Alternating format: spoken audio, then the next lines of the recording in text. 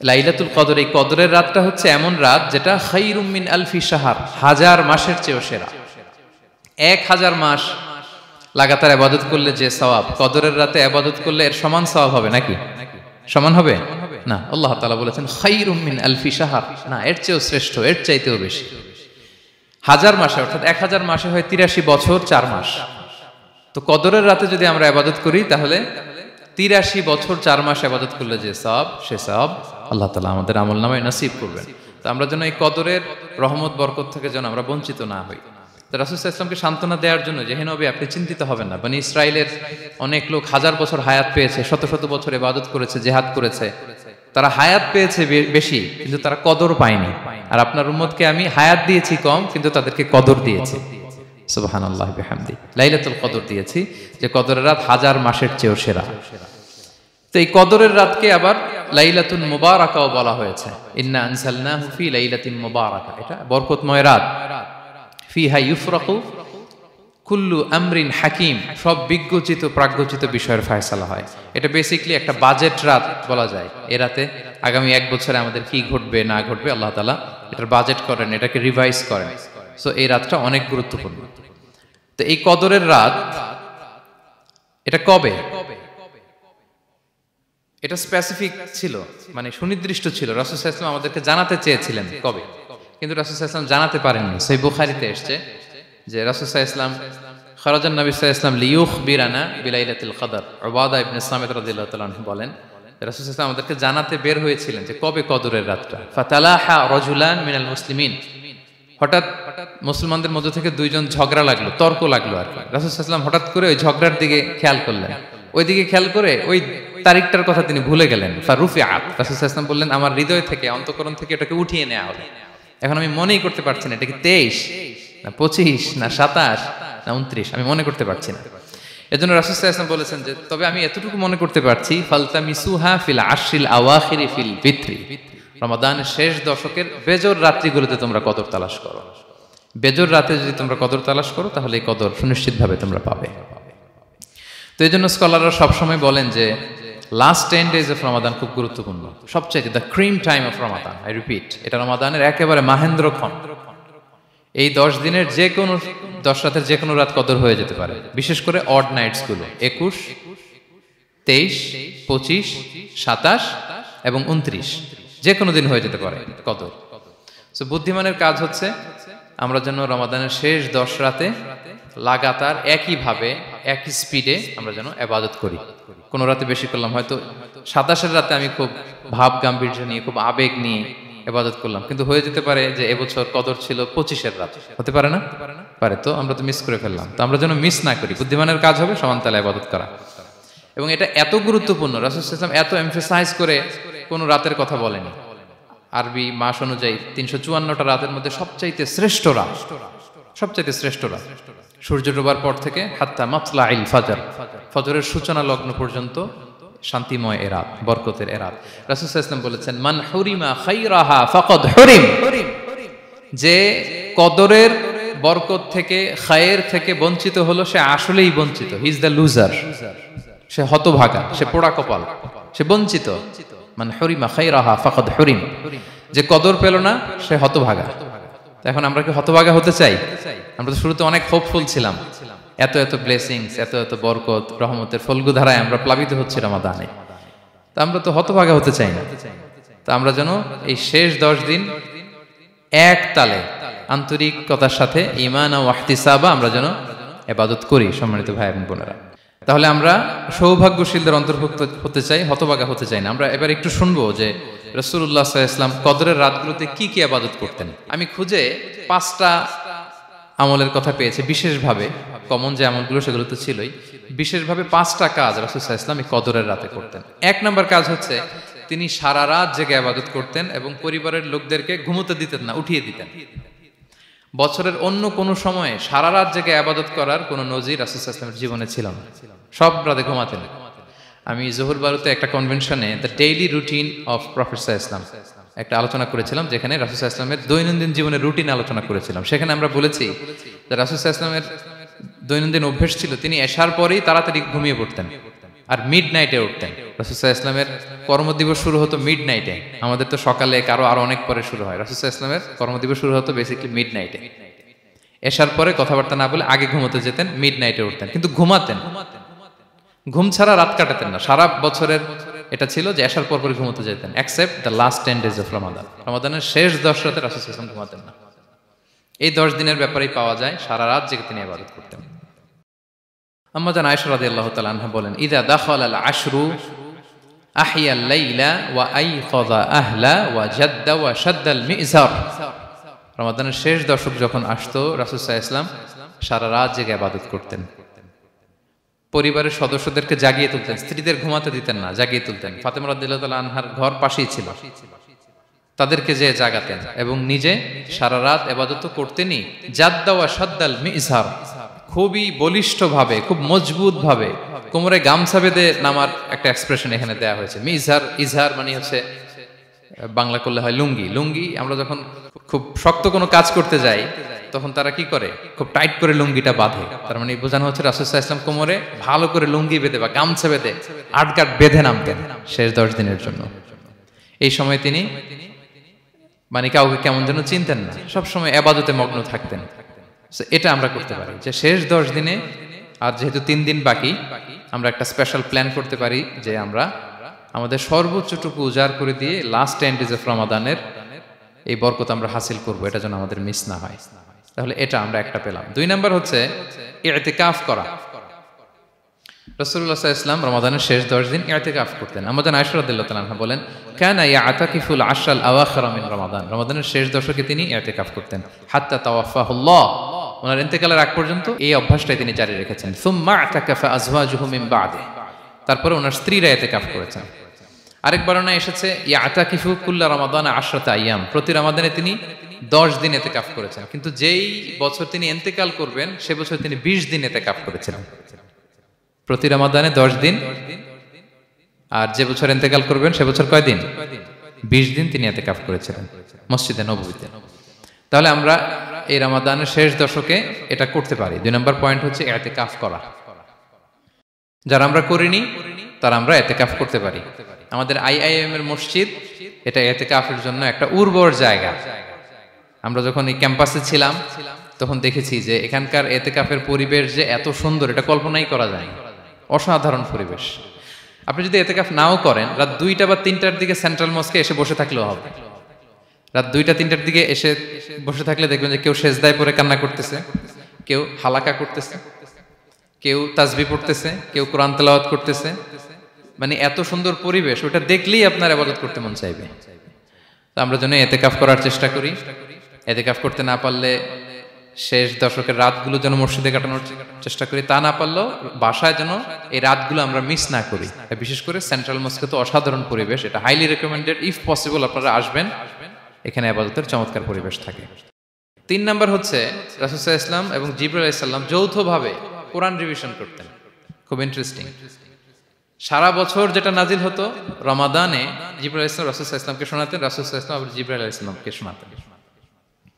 সহিহ বুখারীর বর্ণনা, কানা জিবরিলু ইয়ালকাহু ফি কুল্লি লাইলাতিন মিন রমাদান ফায়ুদারিসুহুল কুরআন। প্রতি রমাদানের প্রতি রাতে এসে রাসূল সাল্লাল্লাহু আলাইহি ওয়াসাল্লামের সাথে কোরআন মুদারাসা করতেন। সহিহ মুসলিমের বর্ণনায়, আন্না জিবরিল কানা ইউআরিদুহু বিল কুরআন কুল্লা আমিন মাররা। প্রতি বছর রমাদানে একবার শোনাতেন বা শুনিয়েছেন। যে বছর তিনি ইন্তেকাল করবেন তিনি 2 বার শুনিয়েছিলেন। আরাদা ইউআরিদু মানে এটা ফ্রম বোথ সাইড। আরবি শব্দটা এমন যে জিবরাইল আলাইহিস সালাম শোনাতেন, এরপর রাসূল সাল্লাল্লাহু আলাইহি ওয়াসাল্লাম জিবরাইল আলাইহিস সালামকে শোনাতেন। কোরআন রিভিশন করা। তো এই শেষ দশকের রাতগুলোতে আমরা যেন বেশি বেশি কোরআন পড়ি। কোরআন তেলাওয়াত, কোরআনিক রিসাইটেশন হতে পারে, কোরআনের অর্থ পড়া হতে পারে, তাদাব্বুরে কোরআন হতে পারে, কোরআনের হালাকায় জয়েন করা হতে পারে। ইন ইটস এনি ফর্ম আমরা যেন কোরআনের সাথে অ্যাটাচমেন্টটা বাড়াই লাস্ট 10 days অফ রমাদানে। 4 নাম্বার কিয়ামুল লাইল করা। রাসূল সাল্লাল্লাহু আলাইহি ওয়াসাল্লাম কিয়ামুল লাইল করতেন এবং কিয়ামুল লাইল শব্দটাকে রাসূল সাল্লাল্লাহু আলাইহি ওয়াসাল্লাম কদরের সাথে জুড়ে দিয়েছেন। সহিহ বুখারীর বর্ণনায় তিনি বলেছেন, মান কামা লাইলাতাল কদরি ঈমানা ওয়া ইহতিসাবা গুফিরা লাহু মা তাকদ্দামা মিন যামবি।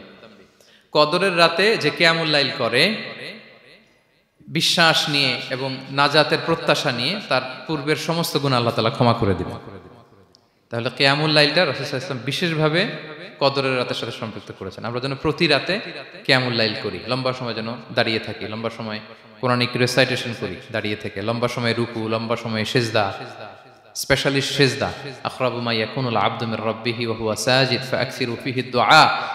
বান্দা যখন সিজদায় থাকে আল্লাহ সবচেয়ে কাছে থাকে, তো আমরা তো আল্লাহর সবচেয়ে কাছে যেতে চাই এই ক্রিম টাইমটাতে, কি বলেন? আমরা যেন লম্বা সময় সিজদাতে থাকি। কিন্তু আমাদের অনেকের যেটা হয়, নামাজে তাড়াহুড়ো, অনেকের সব ব্যস্ততা যখন নামাজে দাঁড়াই এরকম হয়ে যায়। রাসূল সাল্লাল্লাহু আলাইহি ওয়াসাল্লামের সালাত যদি আমরা খেয়াল করি, বিশেষ করে কিয়ামুল লাইলে এত যে সুন্দর ছিল। আম্মাজান আয়েশা রাদিয়াল্লাহু তাআলা আনহাকে জিজ্ঞেস করা হয়েছিল যে, হে আম্মাজান, রাসূল সাল্লাল্লাহু আলাইহি ওয়াসাল্লামের কিয়ামুল লাইল কেমন ছিল, কিভাবে কিয়ামুল লাইল করতেন? আম্মাজান আয়েশা দেখেন ওনার এক্সপ্রেশনটা কত সুন্দর। তিনি বলেছেন, ফালা তাসআল আন হুসনিহিন্না ওয়া তুলিহিন্না। রাসূল সাল্লাল্লাহু আলাইহি ওয়াসাল্লামের কিয়াম যে কত সুন্দর ছিল, কত লম্বা ছিল, আমায় জিজ্ঞেস করো না, আমি বলতে পারবো না। আমরা অনেক সময় যখন খুব বেশি চমৎকার কিছু হয় তো আমরা কি বলি, ভাই এত সুন্দর ছিল, আমি বোঝাতে পারবো না। এরকম বলি না যে এত অসাধারণ, আমি বলে বোঝাতে পারবো না। বাংলাতেও কিন্তু আমরা বলি এত চমৎকার, বলে বোঝাতে পারবো না, শব্দের বুননে, ভাষার বুননে আমি ফুটিয়ে তুলতে পারবো না। তো আম্মাজান আয়েশা এটাই বলেছিলেন, ফালা তাসআল আন হুসনিহিন্না ওয়া তুলিহিন্না। রাসূল সাল্লাল্লাহু আলাইহি ওয়াসাল্লামের রাতের নামাজ কিয়ামুল লাইল যে কত সুন্দর ছিল, কত দীর্ঘ ছিল, লম্বা ছিল, আমায় জিজ্ঞেস করো না, আমি বলে বোঝাতে পারবো না। সুবহানাল্লাহি ওয়া বিহামদি। আমরা যেন লম্বা সময় কিয়ামুল লাইল করি। আম্মাজান আয়েশা রাদিয়াল্লাহু তাআলা আনহা আরো বলেন, কানা ইয়াকুমু মিনাল লাইলি হাত্তা তাতাফাত্তারা কদামা। এত দীর্ঘ সময় দাঁড়িয়ে থাকতেন, থাকতে থাকতে ওনার পা ফুলে যেত, পা দুটো ফুলে যেত। আপনিও দীর্ঘ সময় দাঁড়িয়ে দেখেন যে পায়ে ঝিম ধরে যাবে, পা ফুলে যাবে, এটা করতেন রাসূল সাল্লাল্লাহু আলাইহি ওয়াসাল্লাম। তো আম্মাজান আয়েশা বলেন, ইয়া রাসূলুল্লাহ লিমা তাসনাউ হাযা ওয়া ক্বাদ গুফিরা লাকা মা তাকদ্দামা মিন যামবিকা মা তাআখার। আপনি এত কষ্ট কেন সহ্য করেন নিজের দেহের উপরে? আপনার তো আগের পরের সব গুনাহ মাফ।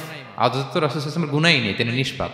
এত কষ্ট কেন করেন? আপনার আগের পরের সবই তো মাফ করে দেয়া হয়েছে, কেন করেন? রাসূল সাল্লাল্লাহু আলাইহি ওয়াসাল্লাম উত্তর করেছেন, আফালা উহিব্বু আন আকুনা আবদান শাকুরা।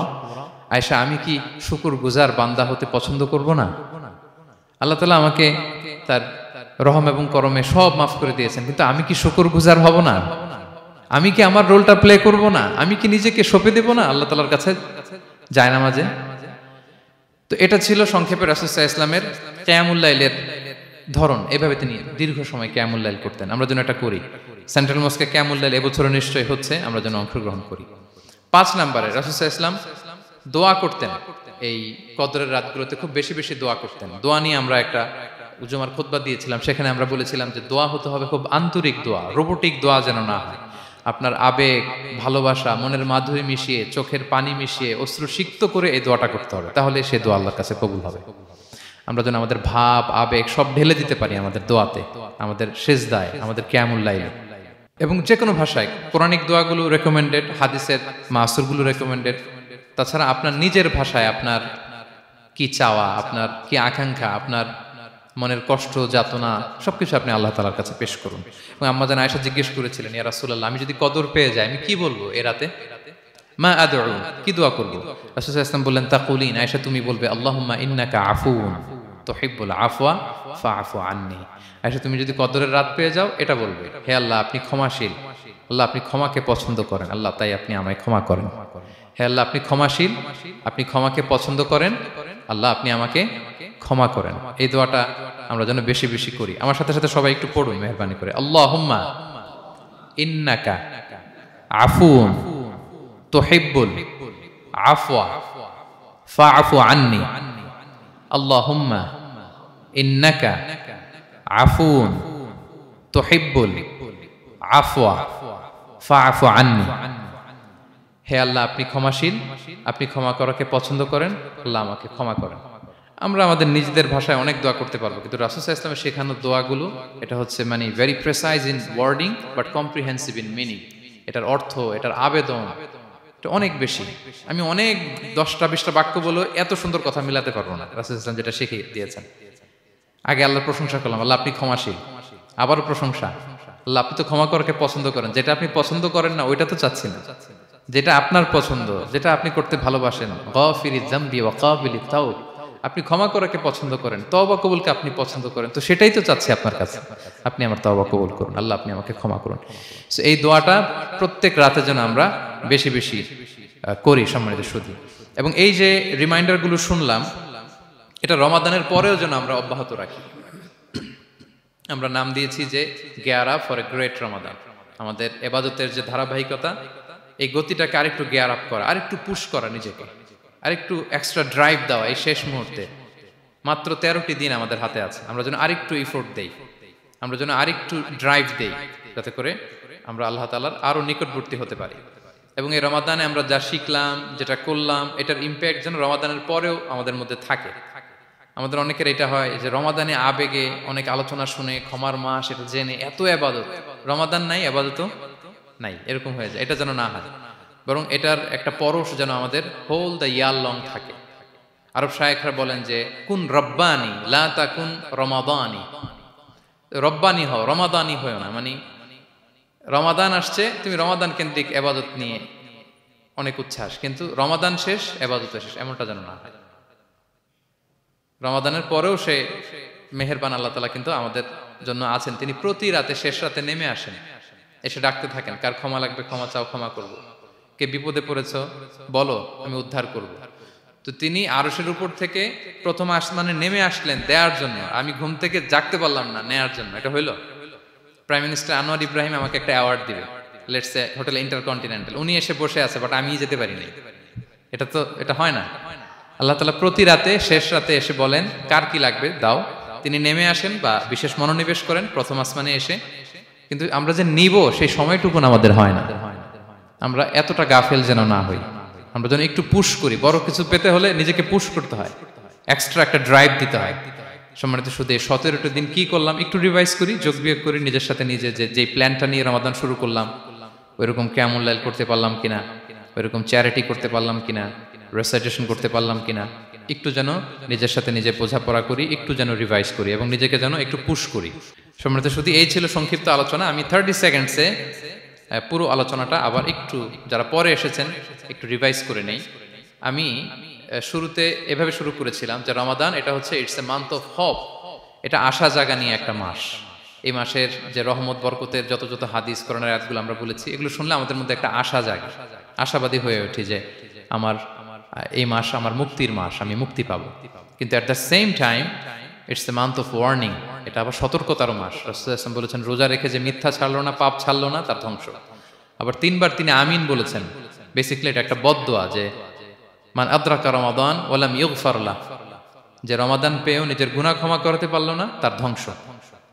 সো আমরা আশাবাদী হব। আল ঈমানু বাইনাল খাউফি ওয়ার রাজা, বিশ্বাস হচ্ছে আমার মধ্যে ভীতিও কাজ করবে, আবার আমার মধ্যে একটা হোপ থাকবে, এটাই ঈমান। সো আমরা যেন এই ওয়ার্নিং গুলো আমাদের মাথায় রাখি যে আমরা যেন আল্লাহর নৈকট্যপ্রাপ্ত বান্দা হতে পারি, ক্ষমাপ্রাপ্তদের অন্তর্ভুক্ত যেন আমরা হতে পারি। এরপরে আমরা বলেছিলাম যে লাআল্লাকুম তাত্তাকুন অ্যাচিভ হচ্ছে কিনা আমাদের প্রত্যেক কাজে এটা খেয়াল করতে হবে। আমাদের সম্মানিত ইউসুফ স্যার খুব সুন্দর করে এটা বলেছেন যে আল্লাহর সচেতনতা, আল্লাহর ভয়, to build up the sense that Allah is watching me, এই সেন্সটা আমার সব কাজের মধ্যে থাকতে হবে। যদি লাআল্লাকুম তাত্তাকুন অ্যাচিভ হয়, সাকসেসফুল, একটা সাকসেসফুল প্রোডাক্টিভ রমাদান আমরা কাটাচ্ছি।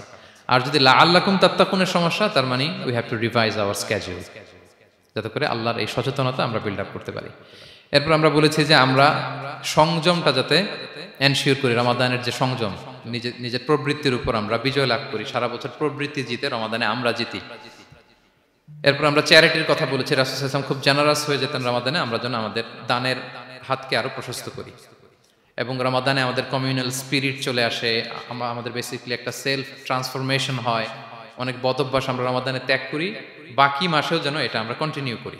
আর সব শেষে আমরা লাস্ট 10 ডেজ অফ রমাদানের গুরুত্ব নিয়ে বলেছিলাম যে রাসূল সাল্লাল্লাহু আলাইহি ওয়াসাল্লাম খুব হতাশ হয়ে পড়েছেন যে অন্য নবীর উম্মতেরা অনেক হায়াত পেয়েছে, আমরা পেলাম 60-70, তো আমার গুনাহগার উম্মত কি করবে? আল্লাহ বলেন লাইলাতুল কদর খায়রুম মিন আলফি শাহর, নবী হে আপনার উম্মতের জন্য আমি কদরের রাত দিয়েছি, যে এক রাতে ইবাদত করলে 1000 মাসের চেয়েও বেশি সওয়াব তারা পেয়ে যাবে। সো এই কদরের রাত যেন আমরা মিস না করি। কোনটা কদরের রাত? আমরা বলেছিলাম শেষ 10 দিন সমান তালে ইবাদত করব। বিশেষ করে আমরা গুরুত্ব দিব অড নাইটস গুলোতে, 21, 23, 25, 27, 29 আমরা গুরুত্ব দিব। এবং রাসূল সাল্লাল্লাহু আলাইহি ওয়াসাল্লাম বলেছেন মান হুরিমা খায়রাহা ফাকাদ হুরিম, যে কদরের বরকত মিস করলো সে বঞ্চিত, সে হতভাগা, হি ইজ দ্য লুজার। আমরা যেন লুজার না হই, আমরা যেন গেইনার হই এই বরকতের মাসে। এবং সব শেষে আমি বলেছিলাম রাসূল সাল্লাল্লাহু আলাইহি ওয়াসাল্লাম স্পেশালি 5টা আমল করতেন, সারা রাত জাগতেন, ফ্যামিলি মেম্বারসদের জাগিয়ে তুলতেন, উৎসাহিত করতেন এবং কোমরে গামছা বেঁধে নামতেন। এরকম ইবাদতের স্পৃহা অন্য কখনো রাসূল সাল্লাল্লাহু আলাইহি ওয়াসাল্লামের মধ্যে দেখা যেত না, যেমনটা শেষ দশকে তিনি করতেন। ইতিকাফ করতেন তিনি। আর ইতিকাফ করলে কদর মিস হওয়ার সম্ভাবনা নেই। এটা 21-এ হোক, 25-এ হোক, 23-এ হোক, আমি তো মসজিদে, আমি তো কিয়ামুল লাইলে অংশগ্রহণ করতেছি, আমি তেলাওয়াত করতেছি, আমি প্রতিদিনই দোয়া করতেছি, মিস হওয়ার কোনো সম্ভাবনা নেই। আমরা যেন ইতিকাফের চেষ্টা করি, অথবা পার্ট টাইম ইতিকাফ যেন অন্তত করি, 5 দিন 3 দিন, অথবা রাতের সময়গুলো মসজিদে যেন আমরা কাটাই। 3 নাম্বার বলেছিলাম রাসূল সাল্লাল্লাহু আলাইহি ওয়াসাল্লাম জিবরাইল আলাইহিস সালাম কোরআন রিভিশন করতেন। আমরা যেন কোরআন রিভাইজ করি, রেসাইটেশন করি বেশি মাত্রায় শেষের 10 দিন। কিয়ামুল লাইল ফালা তাসআল আন হুসনিহিন্না ওয়া তুলিহিন্না, কত সুন্দর কিয়ামুল লাইল ছিল বলে বোঝানো যাবে না। তো আমরা যেন এরকম দীর্ঘ সময় কিয়ামুল লাইল করি। আর সবশেষে বলেছিলাম দোয়া করা। দোয়া করা হচ্ছে দোয়া মুমিনের হাতিয়ার। দোয়া মানুষের জীবন চেঞ্জ করে দিতে পারে। চাওয়ার মতো চাইলে আল্লাহ ফেরান না, আল্লাহ তো দেওয়ার জন্যই বসে আছেন। আমরা যেন কায়মনো বাক্যে আল্লাহ তাআলার কাছে চাই, অশ্রুসিক্ত নয়নে যেন আমরা চাই। অনুতপ্ত বান্দার চোখের পানির ফোঁটা আল্লাহর কাছে খুব প্রিয়। 2 ফোঁটা আল্লাহর কাছে সবচেয়ে প্রিয়, জিহাদের ময়দানে মুজাহিদের রক্তের ফোঁটা আর অনুতপ্ত বান্দার চোখের পানির ফোঁটা। বান্দা অনুতপ্ত হয়ে, রিপেন্টেন্ট হয়ে চোখের পানি ছেড়ে যখন কাঁদে আর দোয়া করে, ওই চোখের পানি চোখ বেয়ে, নাকের ডগাবে, মাটিতে পড়ার আগেই আল্লাহ তার সব গুনাহ মাফ করে দেয়। আমরা যেন সেই অনুতপ্ত বান্দাদের কাতারে শামিল হতে পারি। রাসূল সাল্লাল্লাহু আলাইহি ওয়াসাল্লাম যেভাবে কিয়ামুল লাইল করতে আমাদেরকে উৎসাহিত করেছেন, আমরা যেন সেভাবে কিয়ামুল লাইল করতে পারি। আমাদের প্রতিটি কাজের মধ্য দিয়ে লাআল্লাকুম তাত্তাকুনের যে অ্যাচিভমেন্ট, সেটা যেন আমাদের হাসিল হয় এবং এই রমাদানকে যেন আমরা আমাদের জীবনের সর্বশেষ রমাদান মনে করি।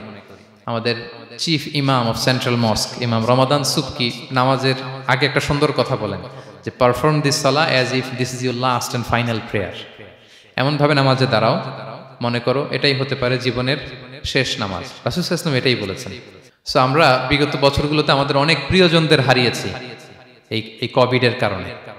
এবছর আল্লাহর মেহেরবানি বাংলাদেশ আইএম কমিউনিটির এই চমৎকার, আমাদের সম্মানিত শিক্ষক মণ্ডলীদের প্রচেষ্টা, ছাত্র ভাইদের প্রচেষ্টায় এই চমৎকার জান্নাতি পরিবেশে ইফতারের আগে আমরা একত্রিত হয়েছি।